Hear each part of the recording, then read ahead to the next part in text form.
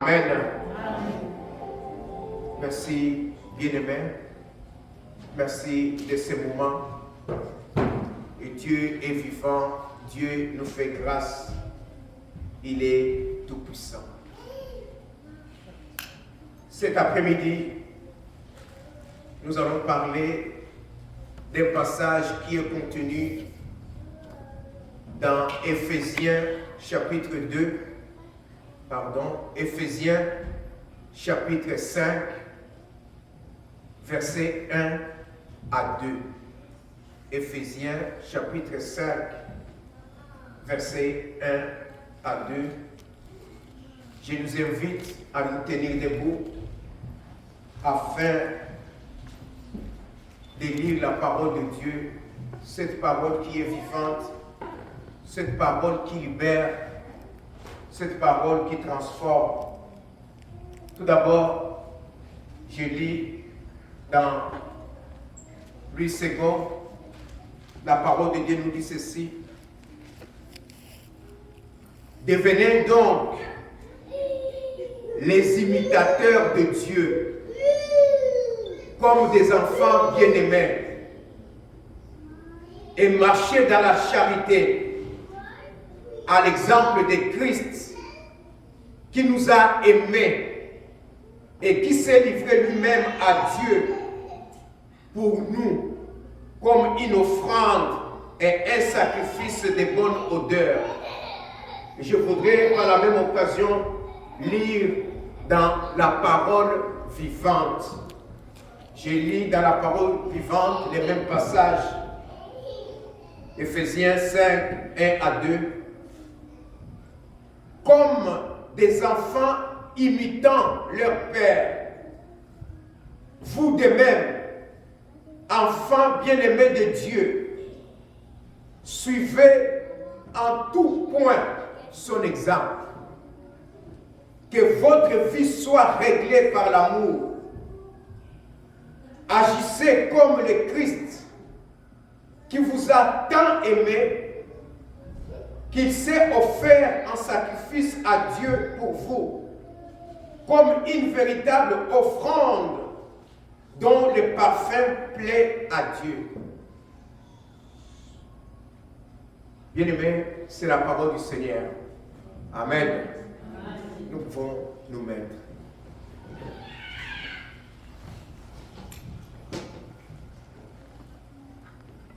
Le titre de cet après-midi: devenez des imitateurs de Dieu. Devenez des imitateurs de Dieu. Nous poursuivons notre thème central qui est de devenir semblable à l'image du Fils de Dieu.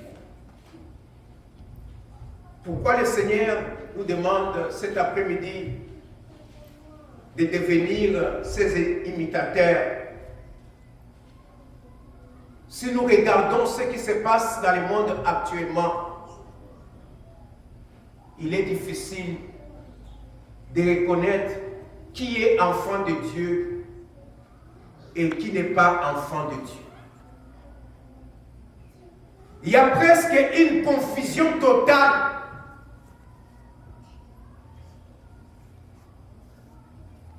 Quand on disait, il ne faut pas suivre le monde,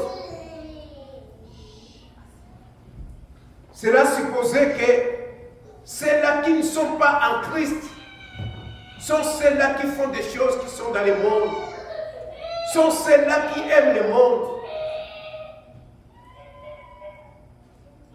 Mais quand nous regardons ce qui se passe actuellement, et ceux qui sont à l'église, et ceux qui ne partent pas à l'église, presque ont le même comportement, agissent de la même façon. Voilà pourquoi Dieu m'interpelle, t'interpelle, bien-aimé, d'imiter, de devenir imitateur de Dieu. dans toute famille unie, où il y a un père, il y a une mère, vous entendrez souvent les enfants dire, moi je vais devenir comme papa. Si son père est pompier, il dit, je vais devenir pompier, je vais devenir policier, je vais devenir médecin. La plupart de mes étudiants à qui je donne cours, quand je leur pose la question, qu'est-ce qui vous a amené, qu'est-ce qui vous a influencé à suivre de telles études universitaires, à 65%, ils me disent, c'est mon père qui m'a influencé. D'autres, leurs pères les ont influencés indirectement. Son père est ingénieur et ils sont devenus ingénieurs. Je connaissais une dame, une étudiante, elle est ingénieure.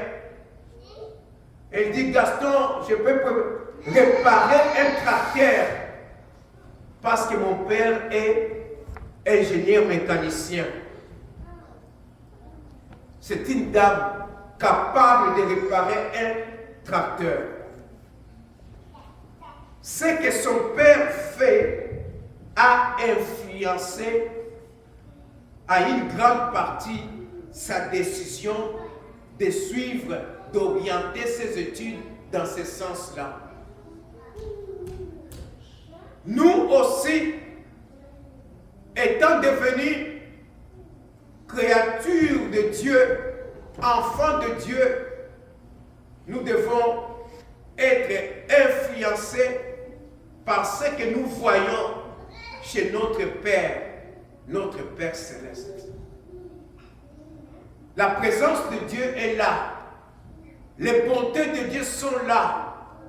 Si nous regardons de gauche à droite, nous allons voir les œuvres de Dieu. Nous allons réaliser combien l'amour de Dieu est fort, combien l'amour de Dieu est vivant. Regardons autour de nous. Nous voyons la présence de l'Éternel dès les armées. Voilà pourquoi, bien-aimés, cet après-midi, le Seigneur nous interpelle d'imiter, d'imiter celui qui nous a créés.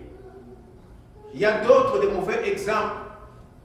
Quand nous lisons dans Jean 8, verset 44, je pense que nous connaissons ce verset. Vous avez pour père le diable. C'est un métrier dès le commencement. Il vit dans les mensonges. C'est un menteur. Quand vous avez un père qui est alcoolique, c'est facile que l'enfant imite son père qui est alcoolique. Son père qui insulte, l'enfant va imiter aussi cela. Mais ce n'est pas de ce père-là que nous devons imiter. Nous devons imiter celui qui a créé les cieux et la terre. Nous devons imiter celui qui pourvoit à toute la création. Nous devons imiter celui qui nous donne le souffle de vie gratuitement. Nous devons imiter celui qui nous a aimés d'un amour inconditionnel. Lorsque nous étions encore pécheurs, lui, il nous a aimés. Lui, il a prévu les plans de notre salut. Lui, il nous a donné son Fils bien-aimé, Jésus-Christ, qui n'a point péché, qui n'a commis aucune fraude, aucune tricherie. Il l'a envoyé pour nous chercher et sauver, sachant bien qu'il devait souffrir, qu'il devait verser son sang. Mais l'amour du Père envers nous est tellement fort qu'il a accepté passe par ces sacrifices-là. C'est celui-là que nous devons aimer. Celui-là, lorsque nous avons trébuché, lorsque nous sommes tombés, il nous relève, il nous tient la main et il nous pardonne. Lorsque nous n'en pouvons pas, il nous donne la paix, il nous donne la joie, il restaure notre âme, il restaure notre vie. Lorsque le monde nous condamne, lorsque le monde dit que c'est la fin, cette personne ne pourra plus aller de l'avant, il ne pourra plus goûter à la joie et à la paix. Lui, il nous restaure, il nous tient la main, il nous rassure et il change l'histoire de notre vie. Ce Dieu grand, ce Dieu tout-puissant, là où on nous rejetait, là où on nous montrait la porte, que de telles personnes n'ont pas droit d'entrer dans tel endroit, lui, il nous reçoit à bras ouverts. Nous n'avons pas d'audience, des billets d'audience à remplir. À tout moment, l'accès nous est libre, l'accès nous est accordé, et autant que nous voulons nous parler, il est toujours disposé à nous parler. Voilà pourquoi nous devons imiter notre Dieu. Parce qu'on ne peut pas imiter quelqu'un qu'on n'aime pas. Ce Dieu nous a témoigné son amour, nous devons l'aimer. Et au-delà même de l'aimer, nous devons normalement adorer Dieu, l'adorer. Voir qu'il est suprême, il est tout. Il est tout au-dessus de tout. Voilà pourquoi la Bible dit que les vrais adorateurs adoreront Dieu en esprit et en vérité. Pourquoi alors nous devons imiter Dieu? Nous devons imiter Dieu parce que nous sommes devenus ses enfants. Jean chapitre 1 verset 12. À ceux qui l'ont reçu, à tous ceux qui croient à son nom, il leur a donné le droit de devenir enfants de Dieu. Nous sommes devenus enfants de Dieu. Nous avons une filiation avec l'Éternel de désarmés. C'est lui qui est le Tout-Puissant. C'est lui qui dirige le monde, qui maîtrise le monde, à qui le monde doit tout. C'est celui-là qui est devenu notre Père. Et il nous donne cette possibilité de l'imiter. Il veut que nous devenions comme lui. Il est parfait. Il veut que nous devenions parfaits. Il est saint. Il veut que nous devenions saints. Il est amour. Il veut que nous devenions amour. Quelle grâce! Il y a des personnes dans ce monde qui veulent que tout dépende que d'eux. À chaque fois, ils vous donnent que vous partiez dire merci. Mais ils ne vous montrent pas les secrets. Ils ne vous montrent pas là où ils puisent tous ces biens-là. Il fait que vous dépendiez de lui. Vous ne puissiez pas l'imiter dans ce qu'il fait. Mais notre Dieu, tellement qu'il est amour, il nous demande de l'imiter. De l'imiter et de devenir, de faire comme lui. Comment devons-nous imiter Dieu? Nous ne le voyons pas. On doit imiter Dieu parce que, tout d'abord, nous avons son Fils Jésus-Christ. Jésus-Christ a dit à Philippe, c'est lui qui m'a vu, a vu le Père. Philippe a posé la question à Jésus, montre-nous le Père, et cela nous suffit. Il lui a dit, c'est lui qui m'a vu, a vu le Père. Je suis dans le Père, et le Père est en moi. C'est par son Fils, Jésus-Christ, dans Jean chapitre 4, verset 34. Jean chapitre 4, verset 34, la parole de Dieu nous dit ceci.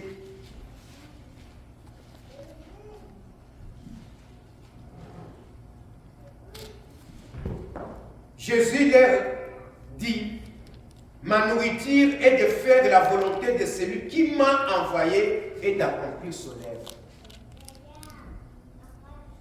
La nourriture de Jésus-Christ, c'est de faire la volonté de Dieu. Nous avons vu Jésus-Christ, sa présence sur terre, quoique il avait sa propre volonté, mais il remplissait et il ne faisait que la volonté de Dieu.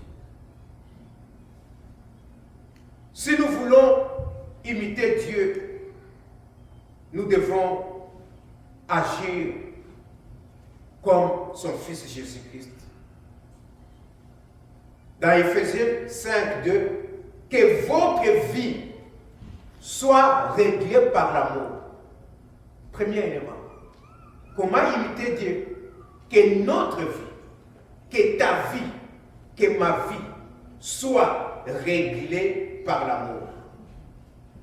Agissez comme le Christ. Comment agissait le Christ? Il faisait que la volonté de son Père. Jean 4, 34. Il faisait que la volonté de son Père, qui vous a tant aimé, qu'il s'est offert un sacrifice pour vous. Il s'est offert un sacrifice pour qui? Pour des pécheurs, des rebelles, des méchants, des menteurs, comme moi, comme toi, comme nous le sommes. Comme une véritable offrande dont le parfum plaît à Dieu. Je voudrais nous interpeller, frères et sœurs. Ce que tu fais, ce que nous faisons, on peut tromper les hommes. On peut tromper ses proches. Mais est-ce que ce que tu fais, est-ce que ça plaît à Dieu? Jésus-Christ est venu, il nous a montré qu'il faut obéir qu'à la volonté de Dieu. Tout ce qu'il faisait, il le faisait pour que ça puisse plaire à son Dieu. Quand bien même il était insulté, injurié, méprisé, rejeté, il faisait tout pour plaire à son Dieu. Il pouvait répliquer, mais il n'est pas venu accomplir sa propre volonté, mais la volonté de son Père. Nous voulons une différence dans ce monde. Nous voulons qu'on sache qu'on est enfant de Dieu. Qu'on répande une odeur, un parfum de bonne odeur, une odeur de vie. Que lorsque un enfant de Dieu passe, les gens se retournent et disent, effectivement, il y a un enfant de Dieu qui est passé par ici. Produisons alors des témoignages qui démontrent que réellement nous avons Dieu en nous. Et pour ce, nous devons devenir des imitateurs de Dieu. Le monde, les gens imitent facilement le monde. Tout ce qui se passe dans ce monde. Je connaissais un jeune qui était imitateur de ce musicien qui est mort, Papa Wemba. Je ne sais pas si en Haïti on le connaissait aussi, mais c'était un musicien célèbre il marchait comme lui. Avec la sapologie. Il peut être affamé, il n'a pas de quoi manger, mais il devait s'habiller de telle sorte que quand il passe, tout le monde regarde qu'il est bien habillé, il est tiré à 4 épingles. Même la démarche, vous pouvez être avec lui, mais à un moment donné, il change la démarche pour que les gens remarquent qu'il est en train de passer, pour qu'ils regardent combien sont. Écoute ses chaussures, sa montre, sa chemise, son chapeau, ainsi de suite. Le monde imite ce qui est du monde. Les chrétiens qui sont devenus passifs commencent à imiter le monde. C'est ainsi que le monde est entré dans l'église. Qu'il y a une confusion totale. Le monde n'a plus de repères. Les chrétiens qui sont appelés à être la lumière et le sel de ce monde a accepté d'imiter le monde. Or, quand on est dans le monde, on imite le monde. Il n'y a pas de combat. Parce que le monde, c'est pour les diables. Il n'y a pas de combat. Il vous pousse, il vous stimule de faire cela. Réalisez que vous partez quelque part où il y a de la musique. Personne ne vous pousse. Mettez-vous debout, commencez à danser, à louer pour tel musicien. On se met automatiquement debout. On commence à danser, à transpirer, à pousser des cris qui vous poussent à pousser ces cris-là. Mais quand vous êtes à l'église, vous devenez des modèles. Nous devenons des modèles. Pourquoi? Parce que quand nous louons Dieu, nous voulons danser pour Dieu, il y a un combat. Le diable s'interpose.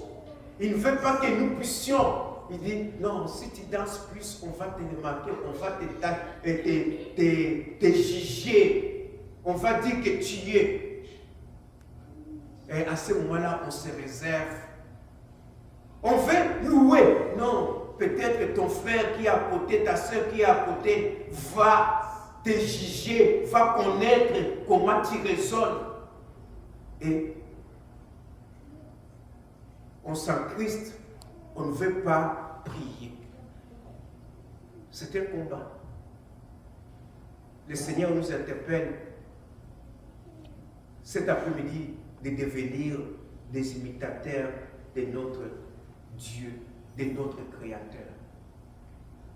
Nous devons imiter notre Père Céleste. Voyons comment Jésus-Christ glorifiait l'Éternel. Voyons comment Jésus-Christ a marché avec son Père. Il nous dit, sa nourriture, c'est de faire la volonté de Dieu. Et les paroles qui sortaient de la bouche du Seigneur Jésus-Christ étaient des paroles de vie. Il a dit, les paroles qui sortent de ma bouche ne viennent pas de moi, viennent de mon Père. Nous avons la parole de Dieu, la Bible. Plus on lit la Bible, plus ce qui sort de notre bouche, c'est la parole de Dieu qui sort. Parce que la parole de Dieu parle de tous les domaines de la vie courante. Il y a une transformation. Même de la façon de s'exclamer devant une situation. On sent qu'on est enfant de Dieu. On veut imiter le monde au lieu d'imiter Dieu. Et parfois on dit, oh mon Dieu, on dit, oh my gosh. C'est quoi? Le monde le fait, mais les chrétiens aussi commencent à l'exploiter.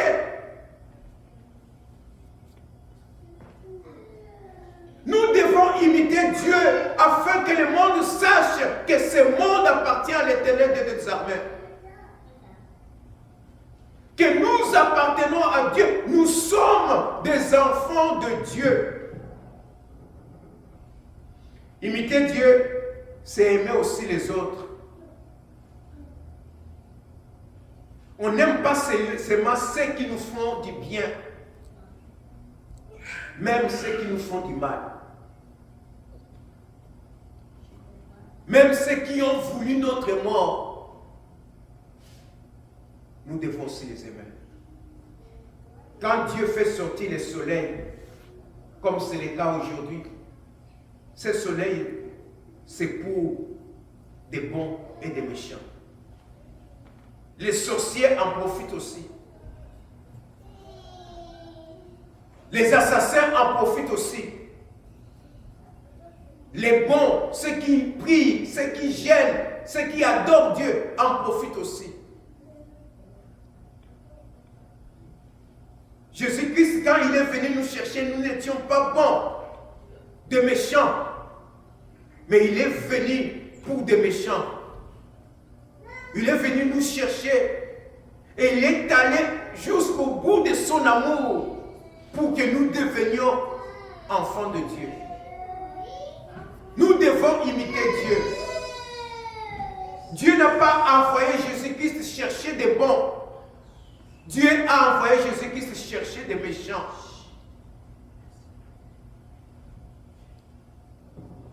Nous devons aimer Dieu. Nous devons imiter Dieu en nous abstenant de tout mal. Je voudrais les lire dans Éphésiens chapitre 3. Éphésiens chapitre 5, pardon, versets 3 à 5. J'ai lu dans la parole vivante. Quant à l'immoralité, sous toutes ses formes, à l'escroquerie et aux différents vices, qu'il n'en soit même pas question entre vous. Ce ne sont pas des sujets de conversation pour des gens qui appartiennent à Dieu. La journée, l'immoralité, la débauche, des plaisanteries de mauvais goût. Ça ne doit plus faire partie de nos conversations. Nous devons marquer une différence dans ce monde. Nous sommes dans ce monde, mais nous ne sommes plus de ce monde. Pourquoi? Parce que nous sommes enfants de Dieu. Parce que nous devons imiter Dieu. Ces enfants qui disent, je vais imiter mon père qui est médecin.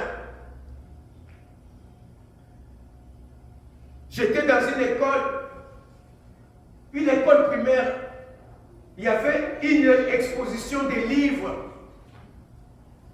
Un enfant de 5e primaire est venu. Il regarde les livres. À un moment donné, il choisit un livre qui parle sur la médecine. Il dit, je veux ce livre. Alors, par curiosité, je lui ai posé la question, pourquoi tu fais ce livre? Il dit, mon père est médecin, je vais devenir médecin, je dois les lire. 5e primaire. Mais ce désir-là, au-dedans de lui de devenir comme son père, l'anime à s'intéresser à ce qui est de la médecine. Quand il a vu le titre parlant sur la médecine, il a dit, je vais le lire parce que je vais devenir médecin, parce que mon père est médecin. Notre langage, nos agissements doivent refléter à qui nous appartenons, qui nous sommes, quelle est notre nouvelle identité, quelle est notre véritable identité. Afin que le monde puisse se regarder et dire comment nous agissons comme ça et lui ou elle agit différemment. Afin qu'il voie, le monde voie la lumière qui est en toi. afin que le nom de l'Éternel, Dieu des armées, soit élevé, soit adoré, soit magnifié. S'il y a des gens dans ce monde qui s'endurcissent, qui demeurent dans leur mauvais comportement, parce qu'ils découvrent quand ils sont dans les boîtes de nuit, et nous les chrétiens, nous sommes là. Quand nous sortons des boîtes de nuit, nous revêtons notre vêtement de chrétiens. Alors ils se disent, à quoi bon devenir chrétien? Parce que toutes ces choses, ces plaisirs de ce monde, nous les faisons avec eux. Et ils les font librement. Mais nous les faisons en cachette, nous devenons même des hypocrites. Le péché appelle le péché. Plus on cache le péché, plus on s'endurcit, on entre en profondeur du péché.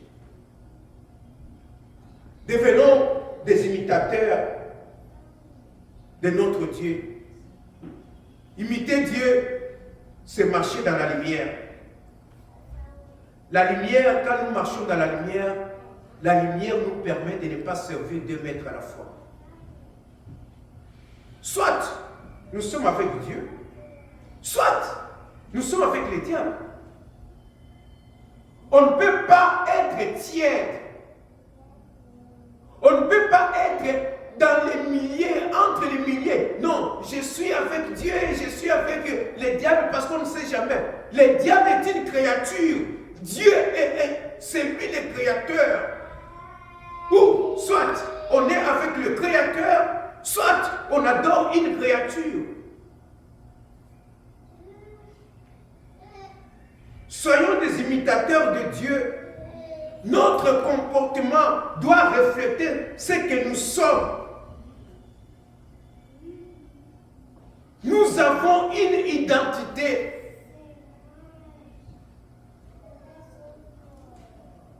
Si nous sommes en Christ, nous sommes devenus une nouvelle créature. Les choses anciennes sont passées et toutes choses sont devenues nouvelles. Nous devons marcher en imitant Dieu. Quand on imite Dieu, ce qui est à gauche, à droite, derrière, on ne fait plus cas de cela parce que nos yeux sont fixés que sur Jésus-Christ, le véritable rémunérateur, le consommateur de notre foi, celui qui est parti nous préparer une place et il reviendra. Parce qu'imiter Dieu, nous imitons, nous marchons comme Jésus-Christ a marché. Il a dit, celui qui m'a vu a vu le Père.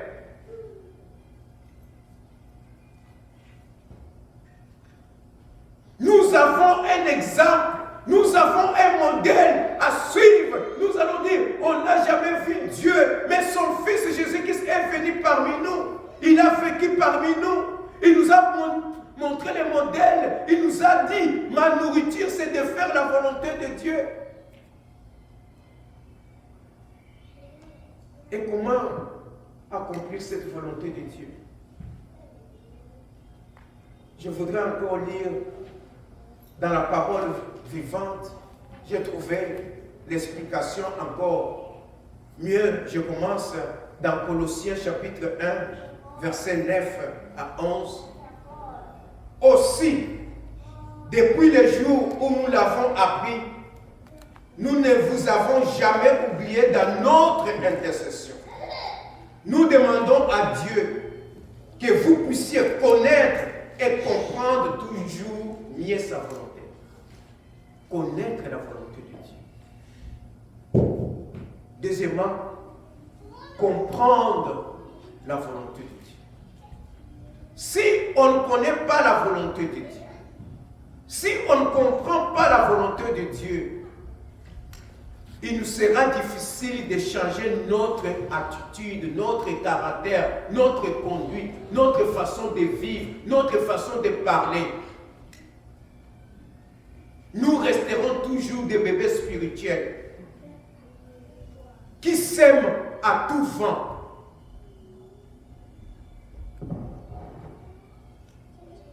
Que le Saint-Esprit vous accorde la sagesse et le discernement spirituel.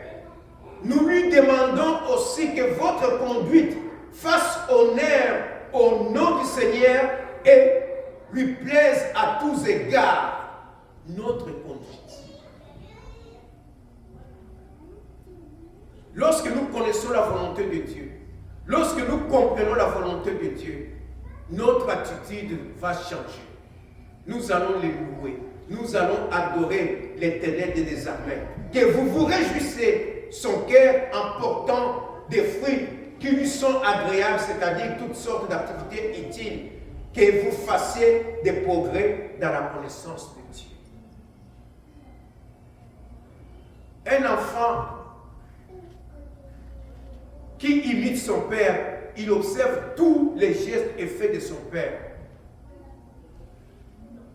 Il sort, on est en train de réparer quelque chose. Papa, j'ai trouvé quelque part, on faisait telle activité. Si tu étais là, tu pouvais les aider. Parce qu'il sait que son père s'intéresse à de telles activités. À la maison, l'enfant connaît déjà la volonté de son père. Qu'à telle heure, mon père, il regarde la télé. Il fait les calmes. Et quand le père est là, vous voyez même l'enfant, il dit, il est calme. Et parfois, quand il sort, il sait que mon père, il connaît la volonté de son père. Il comprend la volonté de son père. Il part quelque part, il trouve des soldes. Non, mon père aime de telles chemises. Pourquoi? Parce qu'il connaît son père, il connaît la volonté de son père. Il comprend ce que son père désire. Il va acheter cette chemise. Je suis sûr, moi je connais mon père. Et si je lui achète ça, il sera content. Et quand il arrive, son père est très content. Peut-être que la chemise coûte $2. Toi, tu pensais qu'il faut lui acheter une chemise de $1000. Il aime cette chemise-là, ce type de chemise-là. Soyons des imitateurs de Dieu. Pourquoi nous devons connaître et imiter notre Dieu? Parce que notre Dieu est grand. Il nous a créés et il a un projet pour chacun de nous. Dans ce projet-là, il nous dit dans Romains 8, 28 que toutes circonstances concourent au bien de ceux qui aiment Dieu.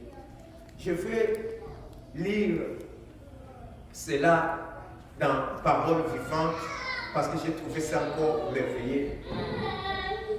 Il dit au verset 8, répétez, Romains 8, verset 28. Nous savons du reste que les intentions bienveillantes de Dieu sont à l'origine de tout ce qui nous arrive. Les intentions bienveillantes de Dieu sont à l'origine de tout ce qui nous arrive. Rien ne peut t'arriver dans la vie, mon frère, ma soeur, si ce n'est pas dans la volonté de Dieu. Une personne qui voulait acheter une maison, une très belle maison, et au moment de conclure l'action, le propriétaire change d'avis. Il préfère vendre la maison à quelqu'un d'autre, quelqu'un qu'il connaissait. Celui qui avait l'argent et tout rentre dessus, il se fâche parce que c'était une maison de ses rêves. Et il est parti acheter une maison, quoique belle, mais elle n'était pas plus belle que celle-là. Un an après, il y a eu un glissement des terrains. Cette belle maison s'est effondrée, a été emportée dans les glissements des terrains. C'est à ce moment-là qu'il a compris que c'était dans la volonté de Dieu qu'il n'achète pas l'argent, qu'il ne perde pas son argent. L'argent qu'il a acquis à la sueur de son front. Et celui-là de démarches pour les assurances, on n'a pas voulu de démarches et il ne pouvait plus avoir ce type de maison-là. Mais celui lorsqu'il a acheté la maison là, il est resté et la valeur de la maison n'a fait qu'augmenter et augmenter. Combien de gens qui ont connu certaines situations dans la vie et qui ont donné congé à Dieu. Et pourtant, Dieu fait tout pour notre bien. Dieu fait concourir toutes choses au bien de ceux qu'il aime, car c'est conformément à son plan qu'ils ont été appelés. Tout ce qui t'arrive, des moments difficiles dans ta maison, dans ton couple, dans ton travail, dans ta famille, au lieu de te révolter, cherche la face du Seigneur. Dieu veut te dire quelque chose. Avant que la situation arrive, Dieu est au courant. Peut-être qu'en cherchant Dieu, en imitant, en acceptant la volonté de Dieu, en faisant que la volonté de Dieu, tu vas sortir de cette épreuve-là fortifié, béni et élevé.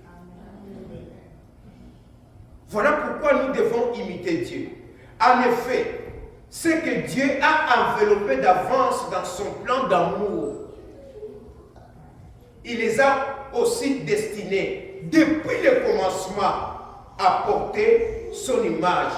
Il a décidé de les faire de ses enfants au même titre que son propre fils. Est-ce que nous comprenons cela? Dieu peut provoquer certaines situations dans ta vie pour que tu puisses t'humilier, pour que tu puisses chercher sa face. Et en cherchant sa face, tu découvres que tu es devenu héritier, co-héritier en Jésus-Christ. Lorsque nous disons le thème de notre jeûne de 21 jours, ta prière va atteindre son but. Quand tu pries en tant qu'enfant de Dieu, tu es sûr que ce que je demande va se réaliser. Parce que tu es enfant de Dieu. Parce que tu es dans les plans, dans la destinée de l'Éternel Dieu des armées. Rien ne peut t'arriver au hasard. Et si Dieu a programmé que cette période, il te dise, ta prière va atteindre son but, parce qu'il le sait que tu dois traverser telle ou telle autre situation. Et quand tu te mets à prier, ça va changer ta façon de prier. Et tu vas voir les résultats. Et quand le résultat viendra, tu mettras tes genoux par terre pour les louer et l'adorer. Soyons des imitateurs de l'Éternel Dieu des armées. Son Fils Jésus-Christ est là. Bien-aimés, remettons-nous entre les mains de Dieu. Imiter Dieu, c'est dénoncer aussi tout mal. Souvent, il nous arrive, on dit on aime Dieu, mais on couvre le mal, on marche dans la fausseté. L'Éternel dit dans Jérémie chapitre 3, je vais lire le verset seulement 10. Je devais lire le verset 3, les versets 6 et 10. J'ai lu seulement le verset 10. Jérémie 3, verset 10. Malgré tout cela, la perfide Juda, sa sœur, n'est pas revenue à moi de tout son cœur. C'est avec fausseté qu'elle a fait, dit l'Éternel. Souvent, nous nous appelons chrétiens. Nous nous appelons enfants de Dieu. Mais nous ne donnons pas tout notre cœur à Dieu. Nous ne voulons pas connaître la volonté de Dieu. Nous ne voulons pas comprendre la volonté de Dieu. Nous ne voulons pas changer de conduite pour accomplir, pour vivre que dans la volonté de Dieu. C'est l'Éternel qui dit à Jérémie, as-tu vu la perfide Juda? Elle est revenue. Elle a demandé pardon. Je reviens à toi, Éternel Dieu des armées. Mais son cœur est partagé. Elle s'est donnée à Dieu à moitié. C'est avec fausseté. Et ainsi, une telle personne ne peut pas être la lumière du monde. La lumière dans le monde, plutôt, allais-je dire. Il ne peut pas être la lumière de Dieu dans ce qu'il fait. Et dans ses actes, on ne retrouve pas la présence de Dieu. Mon frère, ma soeur, nous devons imiter Dieu. Nous avons une responsabilité, c'est de devenir et d'être le sel et la lumière du monde. Si nous détruisons le monde, c'est nous, chrétiens, qui devons montrer au monde ce qu'il faut faire. Par nos paroles, par nos actes et par l'amour que nous manifestons envers les uns les autres. Je peux être en compagnie d'un païen, mais je lui parle de Dieu. Et quand il regarde, il dit, effectivement, moi aussi je dois changer. Parce que je vis mon frère, ma sœur, sa façon de vivre, il est différent. Mais si vous faites les mêmes choses, quoi que tu peux lui montrer la Bible, tu peux gêner pour cette personne-là, elle va rester la même. Parce qu'elle te voit par les actes. Elle voit que tes actes sont les mêmes que les actes qu'il pose. Bien-aimé, on doit imiter Dieu pour faire avancer efficacement les royaumes de Dieu à travers le monde. Il y a trop de scandales dans les églises. C'est à nous, cet après-midi, à qui l'Éternel adresse cette parole, de l'imiter dans ce qu'il veut. Et ainsi, on ne va pas faire la confusion. Beaucoup de gens ne veulent pas imiter Dieu à cause de leurs biens matériels, de ce qu'ils possèdent. Souvenons-nous de ces jeunes hommes riches à qui Jésus-Christ a dit d'aller tout vendre. Il a regardé la richesse, c'est bien. Il a dit non, je ne peux pas vendre, sinon je serai pauvre. Nous devons nous dépouiller de ce que nous avons. Nous devons nous dépouiller de ces biens du monde. Ils sont éphémères. Ils ne nous conduiront pas dans la présence de l'Éternel. Nous devons nous dépouiller de nos sentiments qui nous poussent à rester dans la débauche, à rester charnels. Et nous devons chercher que la face de l'Éternel Dieu des armées. Les gens imitent le monde. Mais nous, l'Éternel Dieu des armées qui nous aime, il veut que nous puissions imiter celui qui nous a créés, notre Père Céleste.